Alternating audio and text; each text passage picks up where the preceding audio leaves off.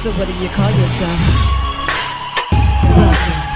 Welcome to the LaTangela Show. Hey. Hey, what can I do for you this fine day? This is your destiny. Hot, hot, hot. Right now. Welcome to the LaTangela Show. Kick it. Come on in and enjoy yourself. Right now. We gon' party like no one else. Welcome to the LaTangela Show. Rolling. Are you rolling? I think we're rolling. That's right. We're going. For the exception of We're his doing it. camera top. And I think he got thirsty on me. Look at that. I know.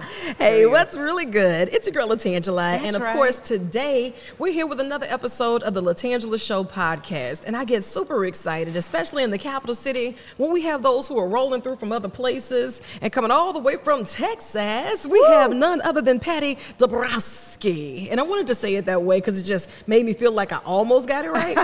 So, Dobrowolski, am I close? That's right. Close enough? Close enough. Close enough. Let's go. Welcome out to the capital city. Thank you for having me here. It's so exciting to be here.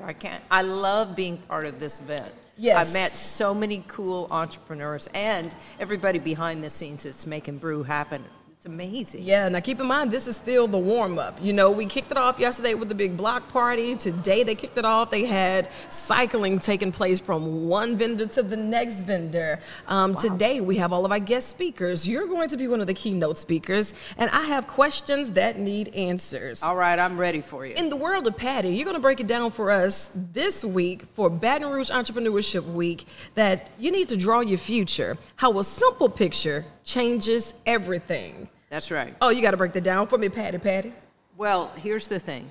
Most people, so I'll just tell you my story, which was I was an actor. I wasn't really an actor. I was a performance artist. Okay. And I was living in Seattle, and I was schlepping burritos at Mama's Mexican Kitchen, you know, doing that thing. And I decided that I really wanted to go to New York and take some real acting classes because somebody had recommended that I do that after one of my shows.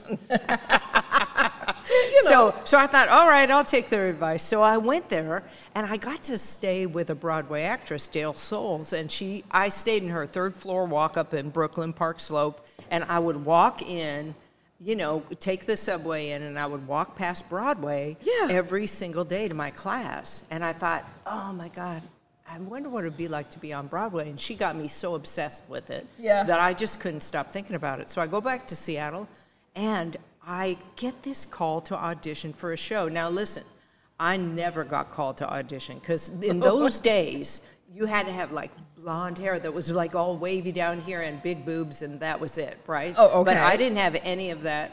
But I went in, they wanted performance artists. I got in the show.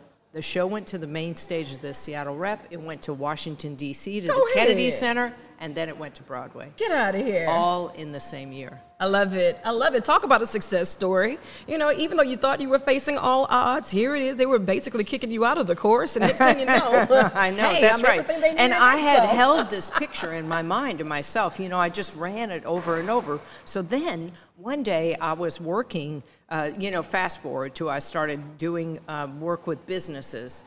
And in a business meeting, a guy got up and he drew a picture of what we were talking about. Okay. And all of a sudden I was like, oh, kabam. If I could draw pictures of the vision of the future, wouldn't that bring what you have in your imagination out here so you could see it? And that's what I do. Now I draw pictures for people all around the world. But wait a second, are you any good at it? Because I'm still struggling trying to figure out how to... That's so funny that I was an actor, and how did I learn how to do that? Well, here's me in that meeting. This is what I thought. I'm like, that guy is making a lot of money drawing pictures. I am going to learn how to do that. That's it. That's the That's crowd. right. That's That's how you start. Right there. That was me. I started with stick figures, too.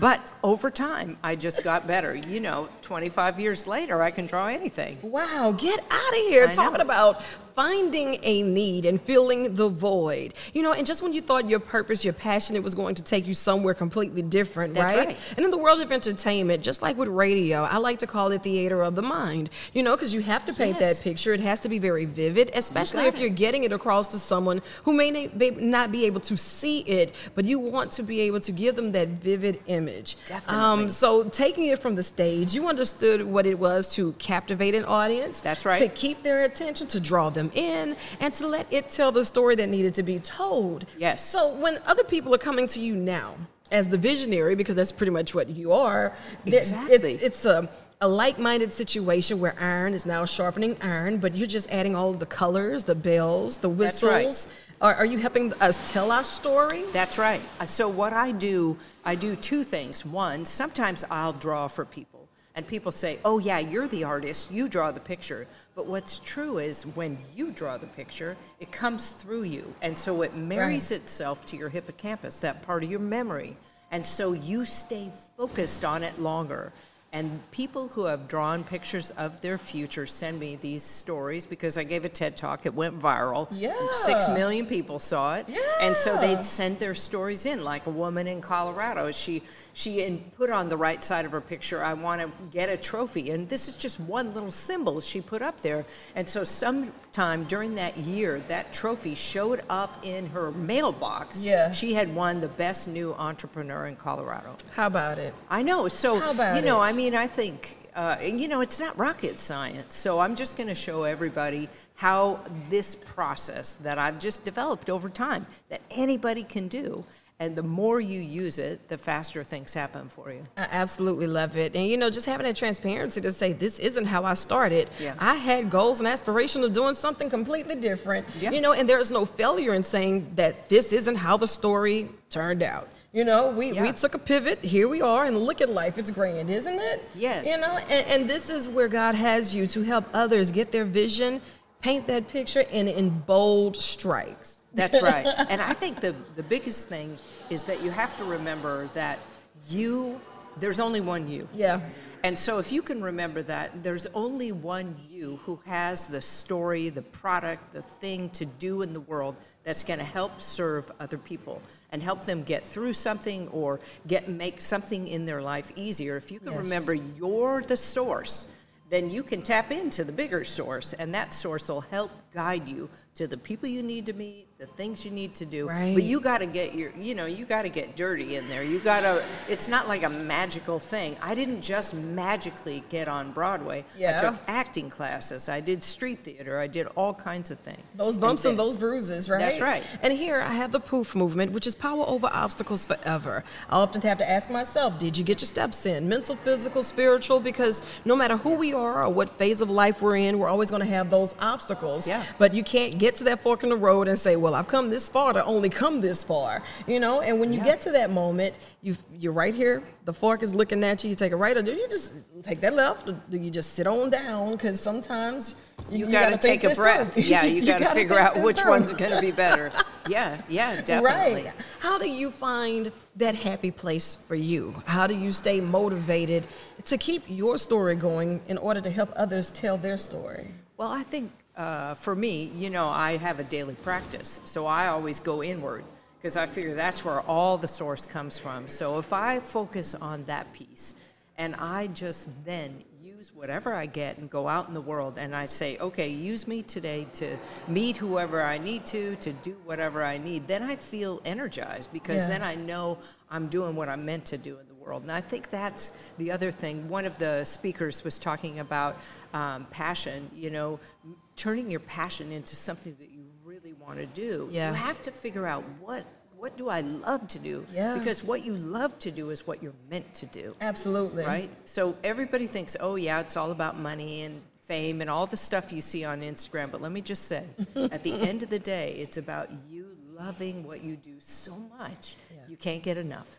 And now we have this social media impact where everyone wants instant gratification. Yeah. It has to be a hashtag, it has to be a retweet in order for it to be justified or even worthy thereof, right? Yeah. But nobody's going to tell you about living their best filtered lie, let alone their best filtered life. Yes. So while we're looking at other people's success in 60 seconds or less, they're not telling us the stories of how much they sat up at night and cried and tried to figure it out, or this didn't work out, or it hurts even in this moment. And those are the stories that I love, the story behind the story, because you're not alone when you're going through something. Yeah. And getting to the other side of that, I want you to draw your future. I want you to know how a simple picture changes everything. And I know that Patti got the inside scoop for us. Patti.